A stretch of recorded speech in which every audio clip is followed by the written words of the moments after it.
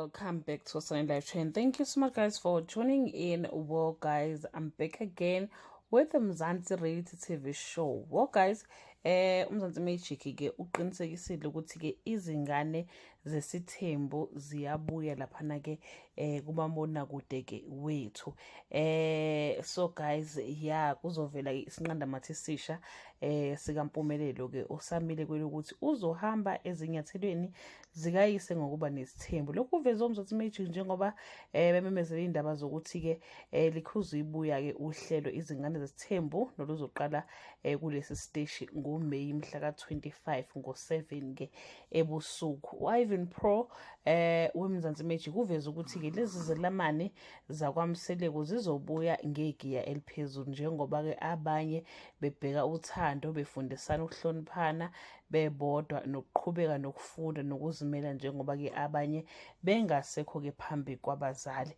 Ababukeli balolu ke bangalindela ukuvela kwezimfihlo asazi imfihlo eyithini ukuvela kwemfihlo ukuphuka kwenhliziyo kwabanye ngenxa ke yezinto abazozizwa kodwa kukhona konke lokho ke guys izingane ke zifuna kube noxolo phakathi kwazo ikhona lokho ke ezikulelayo kodwa ngeke ke kube uhambo ke olula ukuthi ke zifike lapho njengoba nikhumbula guys ukuthi ke kwisizini edlule kwakukhona ungazwani phakathi kaSineyi kanye ke nezingane ke kaMacele okulwandle kanye ke noAbongwe. So kusho ukuthi ke they are trying to sort the thing out.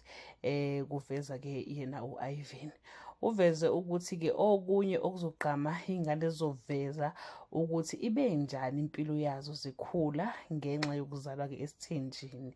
I think idrama izobe ikhona ke lapho ngenxa ukuthi oma babo banakho ungazwani uyabo. Bonke bakhulile manje iningi labo sekungabantu abadala bazozama ukuhlangana nabanye abantu bakho ubudlelwane nokuzodala ukuthi ke babhekane nezingqinamba ezinkulu zempilo. Umpumelelo weguys usephinde wabasemathandweni futhi. Semathandweni uMpumelelo nabesifazane ke ababili okuwutirelo loyisimaziyo nomunye ke omusha ozongena empilweni yakhe ke uMpumelelo. Kuhlaluka ukuthi ke uMpumelelo uyakwazi yini ke ukubalobola bobabili. Yeah, sizobona ukuthi uzokwazi ukubalobola bobabili noma ke izinto zakhe izomosheka kakhulu kunakuqala. Guys, ngiyakhumbula ukuthi ke into eyahambisa uVuyokazi ukuthi kwathiwa yena uzoba unamba kugcina lo uzofika uzothatha intombi into okuyona uzoba unamba 1 nokungenzekanga ngoba leya ntombi yakacele bagcina behlukana ke noMpumelelo.